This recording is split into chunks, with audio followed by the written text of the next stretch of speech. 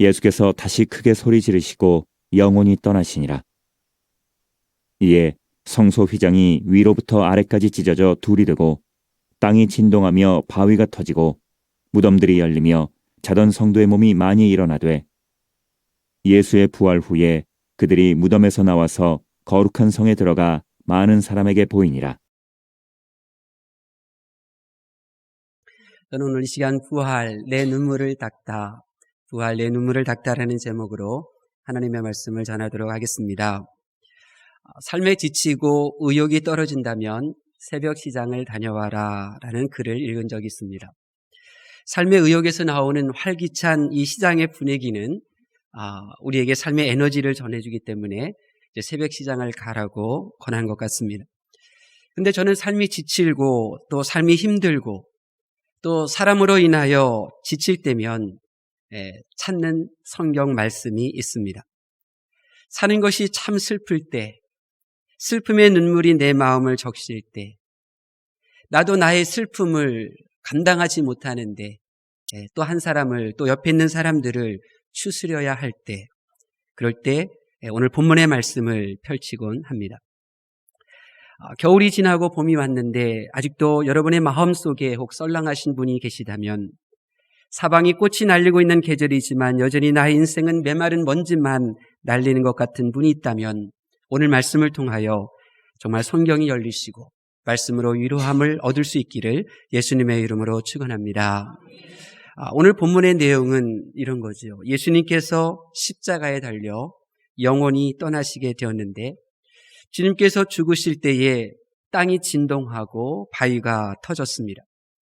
또 그것이 전부가 아니었죠. 예수님이 죽으신 그 현장 좀 떠나서는 그 성소의 휘장이 위에서부터 아래로 찢어졌고, 또 언제 무덤에 묻혔든지 또 장소는 상관없이 그렇게 무덤문이 열리고 많은 성도의 몸이 일어났다 하는 것이 바로 오늘 본문의 내용입니다. 오늘 본문은 예수님께서 죽으실 때에 되어진 이 현상을 사실적으로 아주 간략하게 그렇게 기록하고 있습니다. 그런데 사실 이 본문 말씀은 성경 창세기부터 요한계시록까지 그렇게 아주 흘러가는 큰 주제, 두 메시지를 오늘 본문 말씀을 통하여 드러내고 있는 것입니다. 아시다시피 성경을 기록한 저자들은 시대가 다르고 또 기록한 사람들이 다르죠. 그러나 성령 하나님께서는 그들을 주관하셔서 일관된 메시지를 그렇게 흘러가게 하셨는데, 오늘 본문에는 이 성령 하나님께서 그렇게 성경책 위에 세우신 두 개의 기둥, 또 성경책 창세기부터 요한계시록까지 흘러가는 큰 주제의 흐름 두 가지를 오늘 말씀에서 그냥 실현해내고 있는 것입니다. 그리고 우리는 이 말씀 앞에서 비로소 우리는 성경이 열려지게 되고 또 하나님의 보좌를 이제 바라보고 또 내가 사는 이 삶이 어떤 것인지를 보게 되는 놀라운 은혜가 임하게 되는 것입니다. 우리 오늘 말씀을 통하여 다시 한번 성경이 열려지는 은혜를 누리실 수 있기를 바랍니다. 오늘 본문에 이 성경의 큰 흐름 두 가지, 이 성경책 위에 세워져 있는 두 개의 큰 기둥이 있는데, 그 첫 번째로 예수님의 십자가입니다. 여러분, 예수님이 달리신 십자가만이 내가 왜 이 인생길 살면서 슬퍼해야 하는지, 왜 나는 눈물을 흘려야 하는지, 왜 나는 그 사람 때문에 눈물을 흘려야 하고 왜 나 때문에 그 사람이 눈물을 흘려야 하는지, 그것을 비로소 알 수가 있습니다. 십자가를 통해서만이 나의 연약함과 나의 좌절의 이 슬픔의 눈물을 기쁨의 눈물로 바꿀 수가 있죠. 십자가, 오직 십자가만이 나의 절망의 눈물을 소망의 눈물로 바꿀 수가 있는 것입니다. 이 성경에는 이 십자가가 숨겨져 있고, 성경에는 이 십자가의 이 강줄기가 흘러가고 있으며, 성경을 펼칠 때 이 십자가의 기둥이 성경책 위에 세워지게 되는 것입니다. 그렇기 때문에 성도는 반드시 성경이 이 세워져 있는, 성경 위에 세워져 있는 십자가를 바라보는 눈이 열리셔야 합니다. 그래야 인생이 열리고 신앙이 열리게 되는 것입니다. 여러분, 인생이 무엇입니까? 인생은 자기 울음으로 시작하였다가 타인의 눈물로 마치는 것이 바로 인생입니다. 우리 이준세 집사님, 우리 지난 토요일 날 새벽 3시경에 사랑하는 딸을 얻었어요. 심야 기도회 때 우리 김진기 집사님이 이제 진통이 왔다고 이제 기도 제목을 내놨어요. 그래서 순산하겠다고 이제 통속으로 다 기도했었고, 저도 한 10시 반에 이준세 집사님하고 이제 통화를 했었는데, 그때도 아직 집이더라고요. 근데 3시경에 아기가 나왔는데 10시 반에도 집에 있었으면 아주 그냥 순산을 한 거예요. 그래서 얘기를 들어보니까 산모가 진통주사도 안 맞고 그냥 쑥 이렇게 아기를 낳는데요. 정말 아빠 닮았어요. 우리 축하의 박수 한번 보내드릴까요? 네, 감사합니다. 근데 우리가 태어날 때 의사가 우리 엉덩이를 때리잖아요. 그럼 우리는 울어요. 그러면 그 아기가 이렇게 말하잖아요. 이게 생일빵이에요? 하면서 아하 웃던가요? 그냥 울잖아요. 때리면 그냥 울어요. 울면서 인생이 시작되는 거죠. 그리고 그의 인생이 마칠 때는 그의 사랑하는 이들의 눈에 눈물을 빼요. 이게 인생입니다. 인생은 시작도 끝도 눈물로 범벅이가 된 삶입니다. 왜 그럴까? 성경은 죄 때문이다. 그렇게 답을 적고 있습니다. 눈물 없는 인생은 없는데 왜 그런가? 자기 자신의 죄 때문이라는 것입니다. 사람에겐 죄가 있는데 이 죄로 인해서 노동의 눈물, 실패의 눈물, 배신의 눈물이 생기는 것입니다.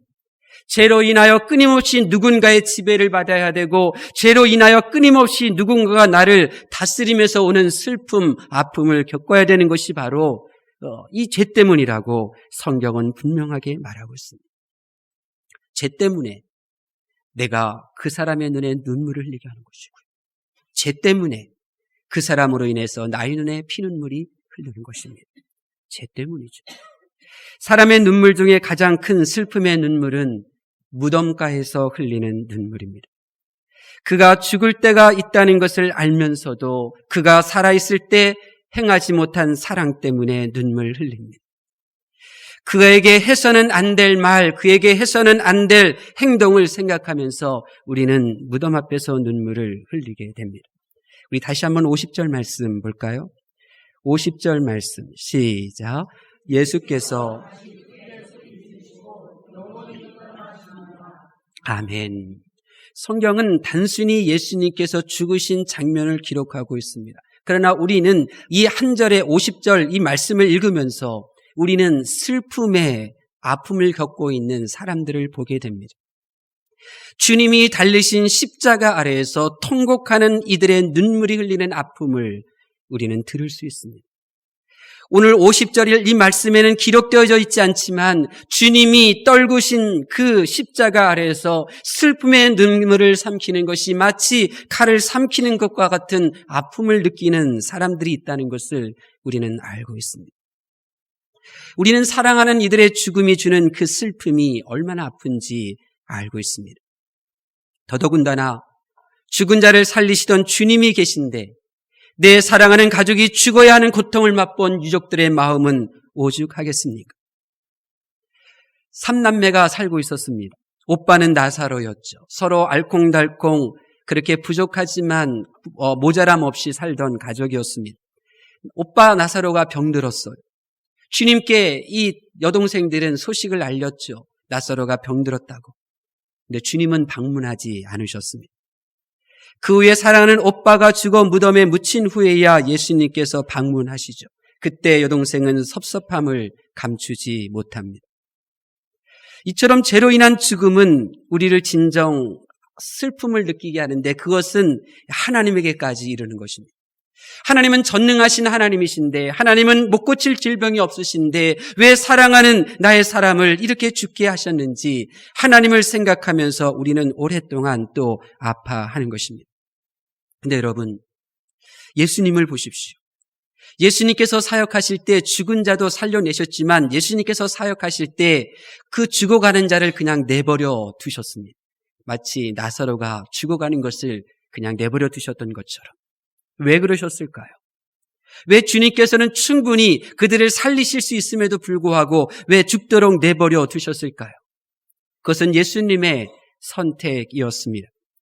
예수님께서는 충분히 죽어가는 이들을 살리실 수 있지만 그들을 살리시기보다는 예수님께서는 그들의 모든 죄를 대신 지시는 그 길을 예수님께서는 택하셨던 것입니다. 죄의 값은 사망입니다. 누구든지 자기 죄를 생명으로 지불해야 합니다. 근데 십자가는 내 죄값을 대신 예수님께서 지불해 주신 것입니다. 죄값은 사망이고 저와 여러분이 그 죄값을 지불하면 우리는 당장 죽어야 합니다. 물론 죄값을 지불하지 못하면 죽을 뿐만 아니라 영원한 지옥에 떨어지게 될 것입니다. 아무도 내 죄를 대신 갚아줄 수 없습니다. 누구든지 자기 죄는 자기 죄값을 자신이 생명으로 지불해야 합니다. 그런데 예수님께서는 내 대신 죽어주셨습니다. 내 죄로 인해 눈물이 마르지 않던 내가 나로 인하여 그렇게 다른 사람에게 아픔과 슬픔을 줬던 그 나의 이 죄. 내 죄로 죽으면 내가 영원히 사망의 지배를 받게 됩니다. 영원히 죽은 생명이 됩니다. 근데 내 죄를 대신 갚고 죽으심으로 내 죄값을 치르신 예수님께서 나를 지배하는 사망을 쫓아내 주시는 것입니다. 보십시오. 죄로 인하여 죽은 자가 어떻게 됩니까? 예수님께서 나의 죄를 다 대속하여 주셨더니 어떻게 됩니까? 우리 52절 말씀 볼까요? 52절 말씀 시작. 아멘. 예수님께서 우리의 모든 죄값을 대신 지불하시고 죽으시는 그 순간 그 죄를 다 사해 주셨다고 믿던 그 성도의 그 몸이 다시 살아납니다. 왜 그렇습니까? 그 성도를 지배하고 있던 죄의 사망의 권세가 예수님의 보혈의 피로 완전히 끊어져서 그 성도의 몸에서 떠나갔기 때문인 것입니다. 그래서 지금 몸이 살아나는 거예요. 예수님의 십자가만이 내 슬픔의 눈물을, 내가 흘린 그 눈물을 닦아주시는 거죠. 예수님의 십자가 아래로 나오셔서 죄로 인하여 내가 흘렸던 눈물들, 내 죄로 인하여 그 사람에게 흘리게 했던 그 눈물들, 그 모든 연약함들을 다 내려놓으시고 위로를 받으실 수 있기를 바랍니다. 예수님의 십자가, 그 모든 눈물의 근원인 죄를 씻긴, 죄값을 지불한 그 십자가 아래에서 우리는 우리의 눈물이 닦여지는 은총을 누리게 될 줄로 믿습니다. 다른 하나는 이 성경에 정말 그렇게 흘러가는 큰 강줄기 다른 하나는 부활입니다. 부활. 그럼 부활은 기쁨이죠. 왜냐하면 다시 살아났기 때문에 그렇습니다. 죽은 자가 다시 살아나니 부활은 승리입니다. 죄로 인해 죽었던 자가 다시 부활로 살아났으니 이것은 정말 인생이 역전된 기쁨이 있는 것입니다. 하나님께서는 이 부활의 기쁨을 가지고 온 성도들이 살기를 원하십니다. 그래서 구약시대에도 하나님은 부활에 대한 약속의 말씀을 들려주셨죠. 이사야 26장 19절에 주의 죽은 자들은 살아나고 그들의 시체들은 일어나리이다. 티끌에 누운 자들아 너희는 깨어 노래하라. 주의 이슬은 빛난 이슬이니 땅이 죽은 자들을 내놓으리로다. 하나님께서는 하나님을 믿는 성도들이 이제 이 부활에 대한 믿음을 가지고 살기를 원하셨죠. 그래서 구약시대의 많은 성도들은 나는 다시 살아날 것이라고 하는 이 믿음을 가지고 그렇게 생활했습니다. 그런데 부활이 그것이 전부일까요? 다시 살아나고 그 다음에는요. 우리는 부활이 다시 살아나는 것만 생각하고 있습니다. 다시 살아나는 것이 부활의 전부라고 생각을 합니다. 그러나 오늘 주시는 말씀에는 부활은 다시 살아난 그것이 전부가 아니라 또 다른 은총이 있다고 말하고 있습니다. 그것은 바로 부활은 우리가 영원토록 거할 처소를 제공한다는 것입니다. 우리 한번 말씀 볼까요? 우리 53절 말씀입니다. 53절 말씀 봉독합니다. 시작. 예수의 부활 후에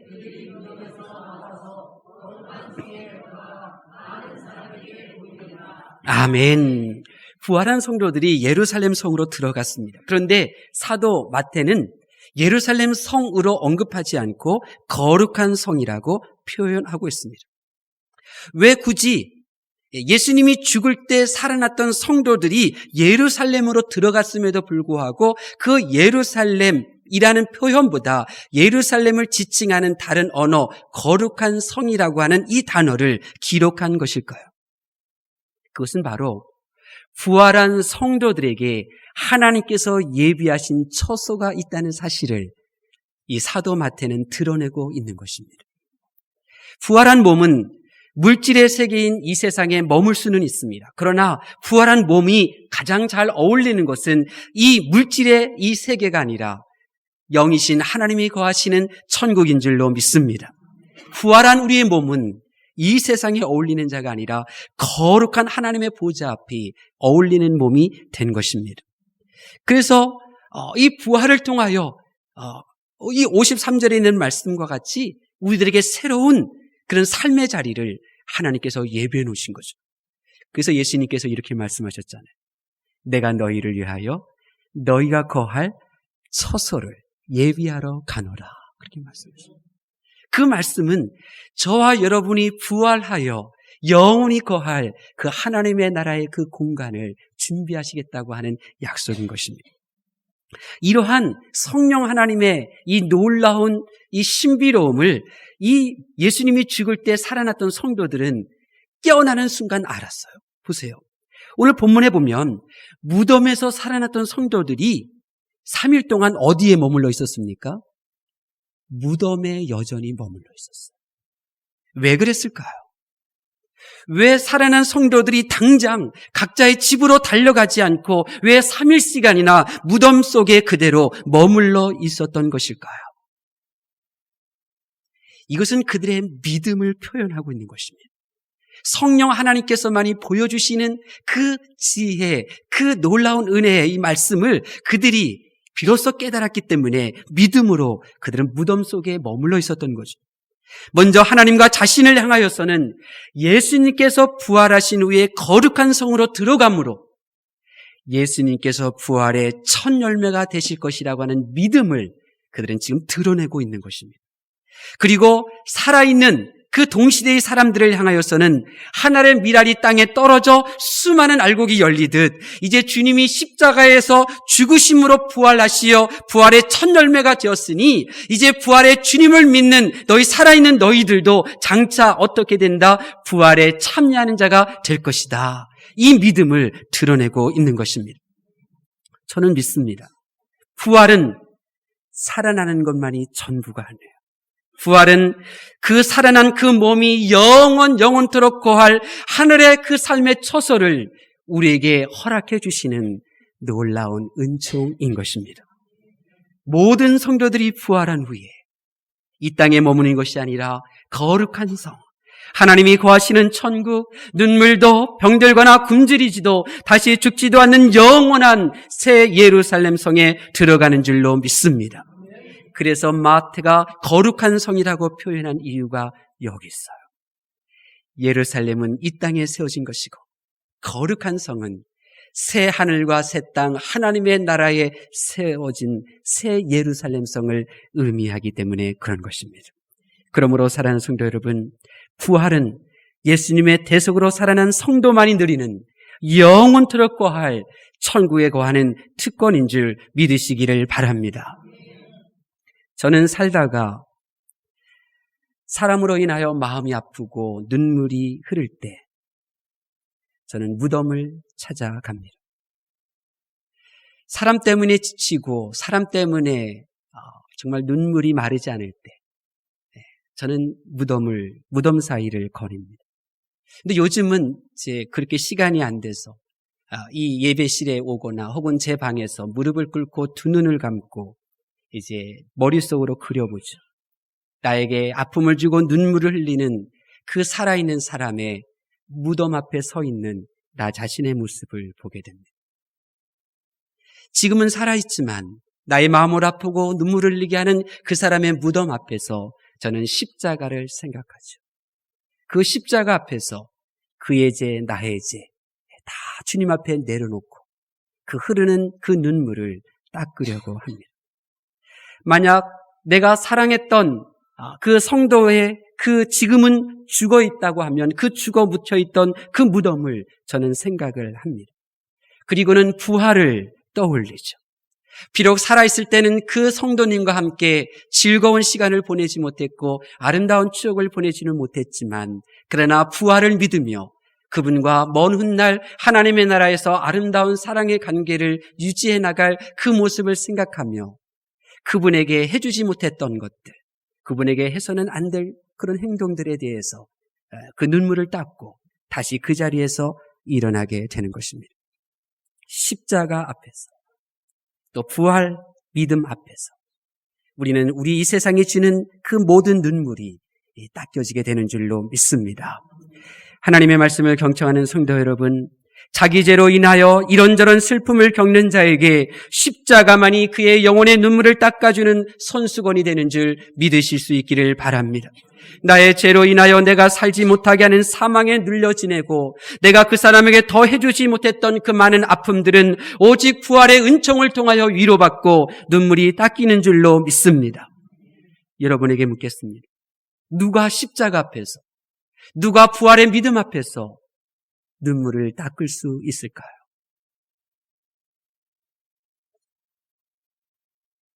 성도입니다. 우리 다시 한번 말씀 볼까요? 52절 말씀 보겠습니다. 시작. 무덤들이 열리며 아멘. 성도가 위로를 받고 성도가 그렇게 눈물을 닦을 수가 있습니다. 예수님의 십자가만이 나의 모든 죄를 사하실 수 있다고 하는 그 믿음을 가진 성도만이, 예수님께서 부활의 첫 열매가 되신 것처럼 나도 다시 그렇게 부활에 참여한다고 믿고 살았던 성도들만이 다시 생명을 얻게 되고 다시 부활하게 된 것입니다. 그렇다면 여러분에게 묻겠습니다. 여러분은 성도입니까? 성도는 주님과 함께 십자가에 못 박힌 분들입니다. 성도는 주님을 사랑하며 주님의 말씀에 순종하며 매 순간마다 주님을 의지하는 분입니다. 여러분은 성도입니까? 우리의 문제는 내가 성도로 사는 것이 아니라는 것입니다.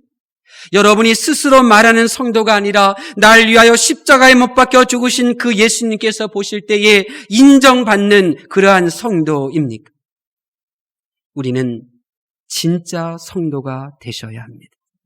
성도는 몸이 죽어 무덤에 묻히는 것이 아니라 나의 육신이 살아있을 때 나의 자아를 십자가에 못 박음으로 주님과 함께 날마다 죽는 분들인 줄로 믿습니다. 성도가 누구입니까? 성도, 거룩할 성 무리도 거룩한 무리입니다.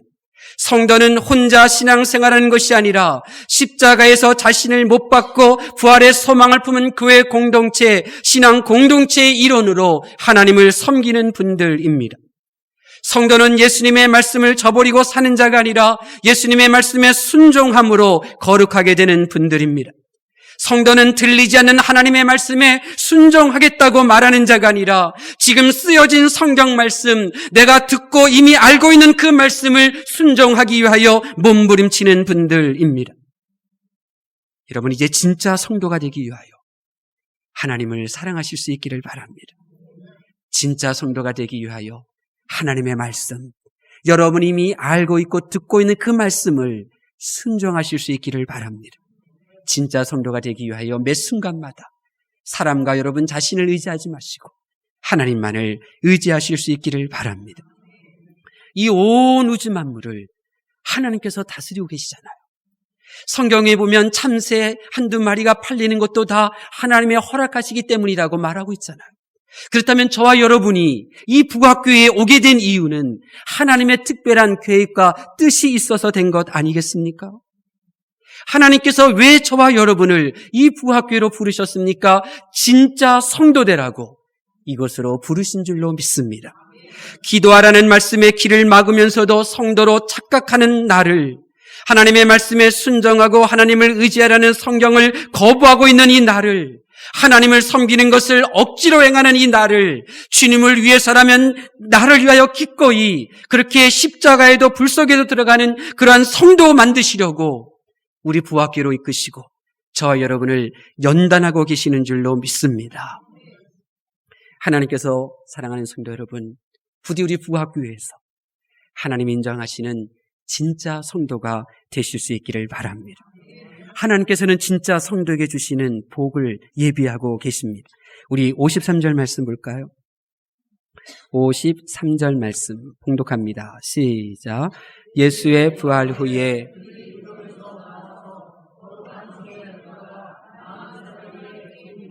아멘. 여러분이 진짜 성도가 되려고 하나님의 은혜와 은총을 구하신다면 여러분은 반드시 다시 살아나게 될 줄로 믿습니다. 여러분이 사랑하는 그 사람도 반드시 다시 살아나게 될 줄로 믿습니다. 죽은 것처럼 잠들었던 성도들의 몸이 일어나게 될 것입니다. 다시는 병들고 굶주리고 죽는 그러한 눈물이 없는 몸으로 다시 부활하게 될 줄로 믿습니다. 성도에게는 영원히 나를 떠난 것 같고 다시는 내가 그 사람을 위하여 정말 좋은 것, 기쁜 것을 해주지 못할 것 같은 나에게 하나님께서 은혜를 주셔서 다시 그 사람과 함께 할 수 있는 복을 허락해 주실 줄로 믿습니다. 그래서 영원히 그에게 해주지 못한 것들을 영원토록 해줄 수 있는 천국 처소로 이끌어 주실 줄로 믿습니다. 비록 사랑하는 이를 무덤에 묻고 마음에 묻은 채 슬픔의 가운데 살아가는 성도들이 있다 할지라도 다시 주님 안에서 만나게 해주실 줄로 믿습니다. 그 기쁨의 영을 허락해 주실 줄로 믿습니다. 부디 부활 후 두 번째 주일을 맞이하는 사랑하는 성도 여러분, 오늘 부활하신 주님을 생각하면서 진짜 성도가 돼야지, 진짜 성도가 돼야지, 진짜 성도가 될 때야 성령 하나님 의지하시고 하나님의 은총을 구하실 수 있기를 바랍니다. 이 세상이 지는 눈물들, 닦고 싶어도 결코 닦아낼 수 없는 슬픔의 그 눈물을 주님의 십자가에 못 박히신 손으로 여러분의 얼굴에 흐르는 눈물을 닦아주실 것이고 부활하신 예수님의 그 영광의 품 속에서 여러분이 위로와 안식을 누리게 될 줄로 믿습니다. 기도하겠습니다.